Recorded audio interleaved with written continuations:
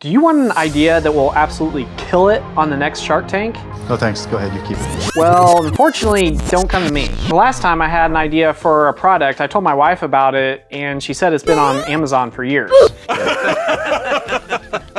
So I might not be the entrepreneur that has the latest and greatest get-rich-quick scheme, but I have demonstrated success in buying and building businesses. So if you want to tune into the latest business guru about how you can get rich overnight, you're probably going to need to go to another channel. However, if you want to be successful in buying a business, you must follow these criteria. If you don't, you either are not going to be successful in buying the business, or you're going to be miserable after you bought that business and or lose all your money. Before we get into those criteria and what it takes to actually buy a business, just want to talk a little bit about persistence and how success looks like from the inside and what it looks like from the outside. With social media these days, I really compare it to a PGA golf tournament. You could be watching that tournament and the leaders could be at 10, 12 under, and then they cut to some other golfer and he hits just an amazing shot. And as a viewer, you're just saying to yourself, wow, that was an amazing shot. That guy is so good. And he's playing on the PGA Tour. He is really good. But what you don't know is that he's 5 over for the day and he's not in contention to win the tournament. That is so much what it's like to be an entrepreneur in my mind, and also what it's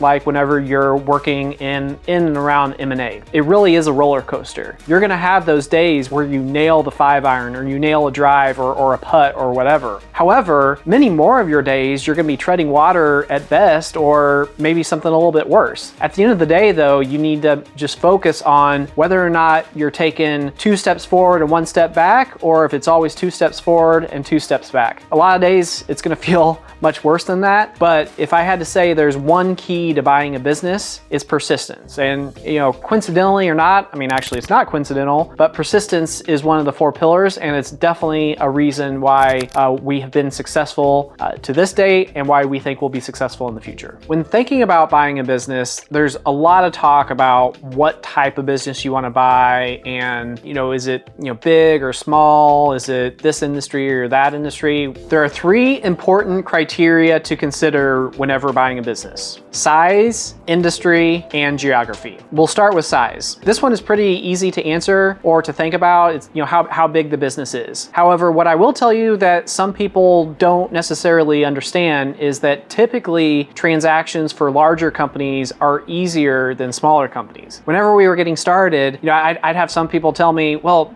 don't you think you should start smaller than that? And the answer really is no. I think there's significant research to show that larger companies are actually more stable than smaller companies. If you look at a small company, they can be really fun because you're wearing a lot of different hats and there's always something new coming down the pike because you're having to do so much. And that's fun. That can be really rewarding and fulfilling. However, at least when it comes to 4 pillars, we're kind of looking for boring businesses that have been around for a long time that are pretty stable. Our view is, let's take a stable business that has done a good job over the past 5, 10, 20 years or more, and see what we can do to inject some new life. We're not necessarily trying to change anything. We're not looking for aspects of the business we need to change. It's just we want to think about what we can do to accelerate the growth of this business to really help it achieve its full potential. That can be done at any size of business, small or large. However, again, our view is just that the larger businesses typically have a more stable starting point and are more likely to be successful long-term than a smaller business in which the margin for error is much less. The other important criteria is industry. Now, I really feel like there are 2 different camps of people on this topic. There's the one pool of people that believe that you definitely have to have vast industry knowledge in order to be successful. There are others that believe that there are some business fundamentals that if you understand those, that you really can probably be successful in many industries. Now, our general view is more of the latter. We are definitely favor the idea of business fundamentals, the basic blocking and tackling that companies need to employ in order to be successful. Now, I will say the direct industry approach definitely has some appeal. And the reason why I say that is because a lot of times it really makes the conversation with a capital source much easier. What I mean by that is whenever you can go to a lender or an equity source and say, I am only looking at companies in this industry, I have the expertise to do this, and that's why we're doing this. I mean, it really resonates with a lot of different people. That has some benefit, but the main detractor to that is it's just harder. It's going to be harder to do because there are going to be less targets available. And also there's a timing issue. I mean, your best friend could own a company in an industry that you want, but he's not ready to sell for 10 years. So great, you've got a pipeline that you're building of potential acquisition opportunities, but trying to buy a business today or within the next year or two, that probably doesn't work out. So on industry, I think it's definitely a give or take. There's the appeal of going on an industry focus search because you can really narrow in and you have the domain expertise, et cetera, but it makes it harder because your potential pool of acquisition candidates is much, much smaller. The final criteria is actually the hardest one, I think, to prioritize, and that is geography. In this endeavor, there are many folks that have spent their entire career in a given city and they want to stay in that city and run the next business. That's great. I mean, it's sounds like a great goal, or that they've thought through things. I'm not going to challenge that. I mean, I don't think it's a bad idea. It's just, again, my perspective is that is the hardest criteria to prioritize because it just limits your pool so much. If you do prioritize geography over anything else, I think you're going to need to get comfortable with the idea of sacrificing on the other aspects that we're talking about in terms of size or industry. I also think you're going to have to get comfortable with other characteristics of the deal that might not be as appealing. For example, the price or customer concentration or succession planning on the part of the seller or the management team or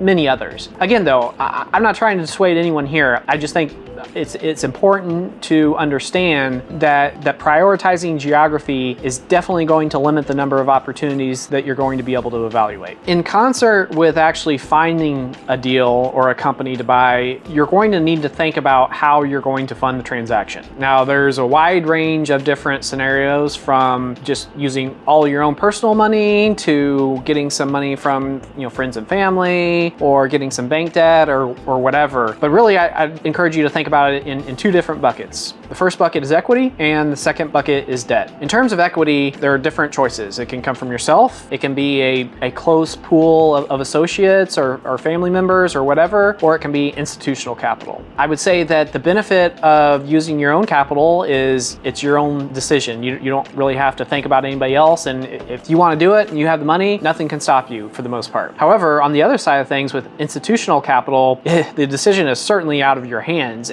I don't necessarily love having the decision out of my hands. However, the benefit is that you really have to prove the investment thesis. You really have to prove that this is the right opportunity at the right place at the right time in order to raise that capital. And I actually think it's a very good process to go through. If you can just buy anything you want, you're more likely to make mistakes. If you have to go through a very rigorous process, not just internally, but also with an outside group of investors, I really think it's a good process to go through, because you start thinking about all the unknowns, all the questions, all the risks, and the folks that you talk to are probably going to bring up things that you hadn't thought about or that you minimized, and that on further thought, further reflection, might actually be more critical than you had originally thought. So, again, throughout all of this, there's a lot of pros and cons to different ways of doing it. I would say, in my view, in my experience, I guess, what is more common is the very small deals are typically funded with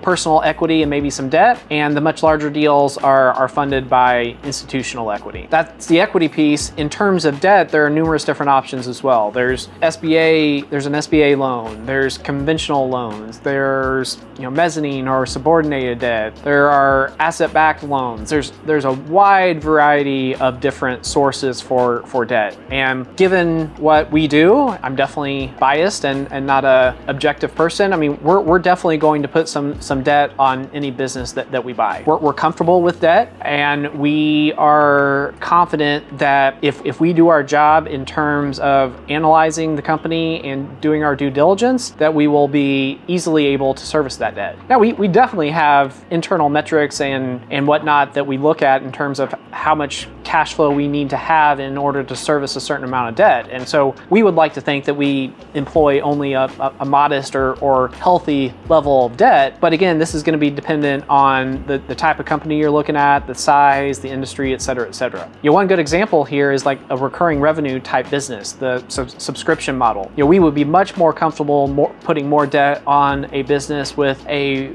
subscription revenue model as opposed to a project-based company. With a project-based company, you could get one project that essentially takes care of your whole year and maybe part of the next. But what happens if there's a hiccup on that project? Or what happens if the project actually starts in June when it was supposed to start in January? Well, I mean, once you get to June, everything's probably gonna be okay, or maybe it'll be July or August. But if you have that 6-month lull, then are you gonna have enough cash to service the debt? It's a difficult question, and in those scenarios, we would definitely want a less leverage so that we could weather that storm of a delayed project or whatever. So before you even start about thinking what type of business you want to buy or what business you are going to buy, there are a lot of decisions you have to make. I would say that the first and most important category are the goals and objectives for the acquisition. That can be a process in and of itself. Once you settle those, I think you need to think about what size of company you're going to target, what industry, and what geography. After you think through those 3 factors, you're going to need to think about how you fund the deal, whether it's all equity or a combination of equity and debt. I don't know about you, but when someone has bored me for 8 to 10 minutes, I like to do a little bit of activity. So how about you hit the like and subscribe button or leave a comment for me. Thanks for watching. And Mom, I know you love me, thank you, but you don't need to leave that comment again.